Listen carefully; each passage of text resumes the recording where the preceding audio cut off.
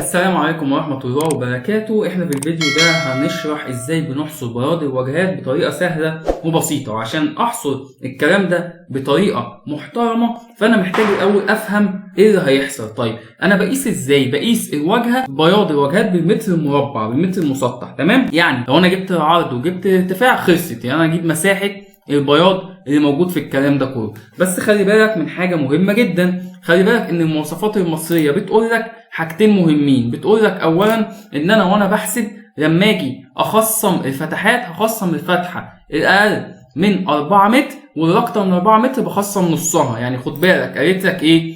قالت لك وانت بتخصم الفتحات دي، الفتحات اللي موجودة، لو عندك الفتحة دي اكبر من 4 متر انت هتخصم نصها، لو اقل من 4 متر فانت هتعمل ايه؟ فانت مش هتخصمها، هتعتبرها مصمطة، فهتعتبر كل ده بياض حاجة واحدة. كمان المواصفة قالت لك ان احنا شغالين على الاجزاء الظاهرة زي ما احنا قلنا قبل كده في البياض الداخلي، ان انا وانا شغال في لوحة الكاد بعمل اوفست 2 سم لجوه. ليه؟ لان انا بقيس اللي انا شايفه الظاهر من جوه من البياض للبياض. اما هنا فانت هتعمل اوفست 2 سم للخارج لان انت بتقيس الظاهر لبره. تعال نقرا. يتم القياس لكل الاجزاء الظاهره للبياض بما في ذلك جوانب القمر والبطنيات والبرسقات والجرسات والبروزات والدراوي، مخصوم منها سمك البياض من الجانبين في الاعمال ايه؟ الداخليه، ومضافه في الاعمال الخارجيه. يبقى انت هتعمل اوفست ايه؟ اوفست لبره. طب تعال نقرا كده المقايسه كده نفهم برضو الدنيا فيها ايه، او توصيف البند عباره عن ايه. بيقول لك بالمتر المسطح توريد وعمل بياض فطيسه اسمنتيه باللون الابيض لزوم اسقف البلكونات للواجهات الخارجيه بيعمل من طبقتين. الاولى بطانه سمك متوسط 2 سم من مونه مكونه من اسمنت ورمل. والفئه طبعا هو هنا بيوصف البند اهو، الفئه بتشمل ايه؟ ال 13 عموديه الحوائط بسمك سمك نص سنتي بمونه مكونه من 450 كيلو جرام اسمنت لكل متر مكعب رمل. والطبقه الثانيه ظهاره بسمك لا يقل عن نص سنتي من اسمنت الابيض. وبيقول لك طبعا ايه؟ تنهي العمل طبقا لاصول ايه؟ لاصول الصناعه. من الاخر خلصني، انا هحصر الكلام ده ازاي؟ لو جيت بصيت للواجهه زي كده فانت خلاص عرفنا ان انت هتجيب مساحه الواجهه وهتضيف عليها 5 حاجات. هتضيف عليها 5 حاجات. اول حاجه هو سقف البلكونات اللي موجوده عندك. البلكونه دي السقف ده هيتمحر فانا لازم ازوده معايا في الواجهه. تاني حاجه دوه التراس اللي هو السور بتاع البلكونه ده هيتضاف ايه؟ هيتضاف من بره وهيتضاف من جوه البلكونه. صح كده؟ تمام.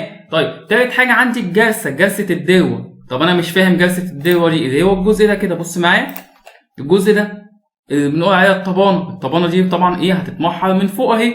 تمام؟ يبقى انا هضيفها معايا. طب ايه تاني؟ تعالى نتكلم عن دروه السطح. الدروه بتاعت السطح نفسه من بره هو خلاص اتمحر مع الواجهه، بس من جوه ما اتمحرش. فانا هعمل ايه؟ هعمل عليه اجيب البارامتر بتاعه، اجيب المحيط بتاعه اللي هو في الارتفاع. يبقى انا الجزء اللي جوه ده هيتمحر. ايه تاني؟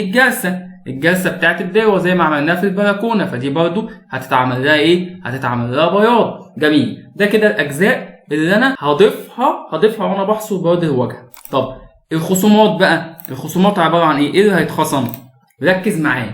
مبدئيا شبابيك السلم، ادي شبابيك السلم اهي، وشبابيك الغرف، صح كده؟ وشبابيك الحمام والمطابخ اللي هي باينه في الواجهه ايه؟ الجانبيه. تمام. الابواب، ايه الابواب؟ باب البلكونات اهو، شايف باب البلكونات ده كله لازم يتخصم، صح كده؟ وباب المنشر لو في منشر في الواجهه الجانبيه، والباب بتاع المدخل ما انت ده لازم تخصمه، ما هي فاتحه اهي، يبقى هتخصمه، صح كده؟ تمام. يبقى انا كده فهمت انا ايه اللي انا هحصره بالظبط. وما ننساش في البياض الداخلي بتاع الدروه نخصم ايه؟ نخصم الوزره بتاعه البياض. تمام. ونخصم الجزء بتاع العزل اللي هو هيتعزل. مظبوط. اللي هو عباره عن ايه؟ اللي هو عباره عن في 10 سم تشطيب و7 سم خرسانه ميول وفي سنتي رياسه.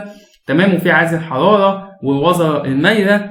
كل الكلام ده هيتخصم. وكمان في البلكونه ما ننساش ان في وزره في البلكونه هنا برضو لازم ايه؟ لازم تتخصم وانا بحسب البياض بتاع البلكونه الداخلي. يلا بينا. وحضرنا شيت الاكسل الجميل بتاعنا وكتبنا فيه الواجهه وكتبنا فيه باقي الحاجات اللي احنا قلنا هنزودها، ال5 حاجات.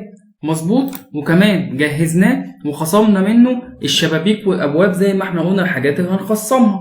جميل. نروح على اللوحه. هحضر ايه في اللوحه؟ بص يا سيدي، هتحضر 3 حاجات. هتحضر المسقط الافقي بتاع دروه السطح عشان انا عندي بياض الدروه، وهتحضر مسقط افقي لاي دور من الادوار لان هي متماثلين بتاع الواجهه، وهتحضر كمان ايه؟ السكشن بتاع الواجهه ايه؟ الاماميه. ويلا بينا بقى ايه؟ نستمتع بالكلام. قلنا هنعمل ايه؟ قلنا ان انا همشي بوي لاين، صح كده؟ على الواجهه من الخارج، وبعد كده اجيب البارامتر بتاعها وبعد كده اضربه فين؟ في الارتفاع. فانا دلوقتي خدت اللوحه دي، خدت منها كوبي بره كده وشلت منها المحاور وظبطتها بحيث يبقى سهل علينا ان احنا نعمل ايه؟ بولي لاين. يبقى انا هبتدي دلوقتي البولي لاين بتاعي، هسمي ده كده واخد من اول هنا وافضل ماشي ايه على الواجهه كلها حته حته. طب افرض انا عندي بروز شبه البروز دي، هتاخدها معاك. طب هو ايه البروز ده؟ ايه 10 سم في ايه البروز ده؟ بص يا باشا، لو جيت بصيت كده في اللوحه هتلاقي عندك ادي البروز ده اللي هو الجزء ده.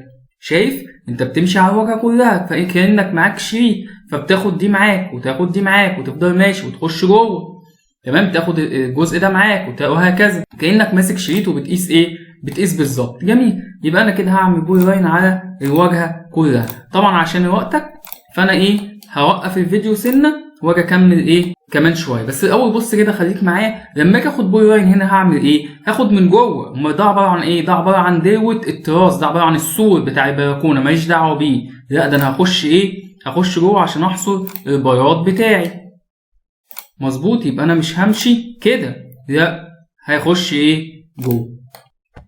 بص هنا برضو لما اجي هنا لقيت عندي ايه؟ منشر، فمش همشي على السور بتاع المنشر اللي بره، لا ده انا لازم اخد ايه؟ من جوه اهو. هاخد البياض من جوه. مظبوط؟ وابتدي ايه؟ وابتدي اكمل اهو. لقيت عندي منشر تاني، لازم اخش ايه؟ اخش لحد جوه، اخش على الاجزاء اللي هي تم عمل فيها ايه؟ بياض. انما ده السور ده هنسيبه ايه؟ هنسيبه دلوقتي هنحصره كمان شويه. جميل. وبص هنا برضو هبتدي اخد ايه؟ هاخد معايا التراس من جوه. خلاص كده فهمنا الفكره مشيت ازاي بالنسبه للبولي لاين. انا باخد ايه؟ البولي لاين ده ازاي؟ جميل. هاخد البولي لاين ده كوبي بره عشان ابتدي اشتغل عليه.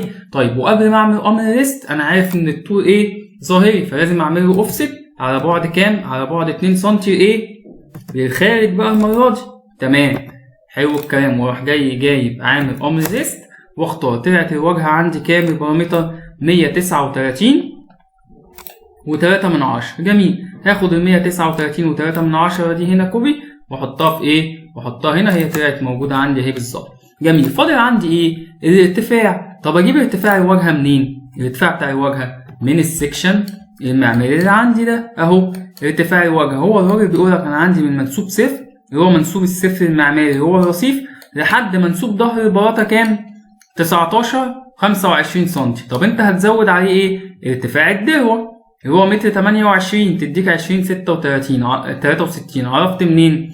بص، اعمل امر دايمنشن وتعالى هنا من عند الصفر المعماري اهو، واخد بالك من منسوب الصفر اهو، وقيسها من هنا لحد الوجه اهي، هتطلع نفس القيمه بالظبط اهي. كام؟ 20 63. جميل جدا. يبقى انا فهمت ان هي 20 63. اضرب الكلام ده في بعضه ويبقى انا كده جبت ايه؟ جبت المساحه بتاعه الواجهه ايه؟ الواجهه الخارجيه. طب تعال نشوف بقى سقف البلكونات هنعملها ازاي. جميل. سقف التراس اللي هو سقف البلكونه. تمام. طيب عندي كام بلكونه؟ الدور عندي فيه 4 بلكونات. تمام. 2 متماثلين و2 متماثلين، 2 زي بعض و2 زي بعض.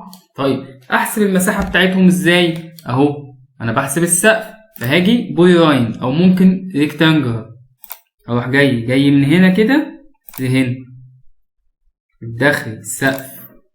تمام. واروح جاي عامل اوفست برضو ايه؟ داخلي، عشان احنا قلنا ان احنا بنحسب البعد ظاهري لجوه. تمام. واروح جاي هنا دايس ال ليست. طلعت لي المساحه كام؟ 2.7. كنترول سي، هروح جاي حاططها هنا، كنترول في. جميل. يبقى انا كده جبت على بعض ايه؟ المساحه بتاعه السقف التراس، واروح جاي كاتب له في الملاحظات دي ان ده التراس بتاع ايه؟ بتاع الواجهه الاماميه. تمام. واروح جاي دي كده اعمل لها ايه؟ ماشي، عشان تبقى ده مدلول المساحه بتاعتي. طيب التراس التاني اللي هو في الواجهه الخلفيه، طيب هعمل برضو امر ريكتانجل عليه بمنتهى البساطه. انا كنت عاملها بره اهي، نعمله تاني مفيش مشكله. ريكتانجل اهو من هنا لهنا. تمام. واروح جاي اعمل لها اوفست على بعد 2 سم لجوه، واروح جاي عامل امر ليست عشان يديني المساحه بتاعتها. طلعت لي المساحه كام؟ 3.9. كنترول سي كنترول في واكتب له هنا ايه ان دي واجهه ايه واجهه خلفيه. واحده واحده خالص اهو مع بعضنا عشان الدنيا ايه تمشي معانا بشويش. جميل. واجي على كده واروح جاي اعمل ده ايه ميرج عشان يبقى مدلول ايه مدلول المساحه بتاعتي. طيب فاضل ايه؟ فاضل دروة التراس الخارجي ودروة التراس الداخلي. يعني ايه بقى الكلام ده؟ يلا بينا. بص يا سيدي، التراس ده او التراس ده خلينا بتاع الواجهه الاماميه ليه سيكشن. السيكشن بتاعه عامل ازاي؟ من بره كده ده كده الخارجي صح، ومن جوه كده ده كده الداخلي، وده عباره عن ايه؟ عباره عن سمك البلاطه. جميل. فهو قال لك في المقايسه عندنا ان الارتفاع الداخلي ده 50 سم، يعني من هنا لهنا كام؟ 50 سم. الارتفاع من هنا لهنا 50 سم. جميل. طيب يبقى انا لو عايز الارتفاع الخارجي مبدئيا اعمل ايه؟ اجمع ال 50 سم اللي هو الارتفاع بتاع الدروة او بتاع السور بتاعي واجمع عليه سمك البلاطه اللي هما 18 سم، يديني كام؟ 68 سم. جميل جدا. يبقى دروة التراس الخارجي الارتفاع بتاعها كام؟ 68 سم. طيب فاضل عندي ايه؟ فاضل عندي ان انا اجيب المحيط بقى بتاعها، ان انا اجيب الطول بتاعها عشان اضربه الطول بتاعها اضربه في الارتفاع. خلاص بمنتهى البساطه. لو انت عندك دي التراس ده اهو، هتروح جاي بوي لاين ومن بره لان ده الخارجي تروح جاي ايه حاسبها كده. هتقولي في حته هنا صغيره مش هتفرق كتير، وتروح جاي عامل امر ال اي تمام ليست، هيديك ايه المحيط بتاعه 4 و11. هتروح جاي حاطط هنا 4 و11 كده. انت حسبت الدروه ايه؟ الدروه من بره بتاعت ايه؟ بتاعت البلكونه. جميل جدا. وتكتب له ان هنا دي بتاعت الواجهه الاماميه. جميل الكلام. حلو قوي. تعال نشوف بقى التراس من جوه. طب التراس من جوه بقى بيتحسب ازاي؟ من نفس السكشن. انت دلوقتي السكشن كل اللي انت هتعمله ان انت هتحسب ال 50 سم بس. هل انا لما احسب الدروه من جوه احسب الارتفاع 50 سم؟ لا، انت عندك مبدئيا في 10 سم تشطيب. 50 سم ده من الخرسانه، فانت عندك اهو 10 سم تشطيب، وبعد كده عندك 10 سم بتاعت وزره البلكونه. يبقى انت موجود الارتفاع عندك كام؟ 50 سم. لا، طب احنا بعد كده هنخصم الوزره. يعني انا بعد كده كاتب عندي في الخصومات خصم وزره السيراميك. خلاص يبقى انا دلوقتي المفروض الارتفاع ده عندي يبقى كام؟ يبقى 40 سم. مظبوط كده؟ مظبوط. يبقى الارتفاع الداخلي هيبقى كام؟ 40 سم. ليه؟ هتقولي هو عباره عن 68 سم شلت منه ال 18 سم سمك البلاطه وشلت منه ال 10 سم ايه؟ التشطيب، يبقى 40 سم. طيب الطول بتاعي بقى عباره عن كام؟ نفس الطول 4 متر 11.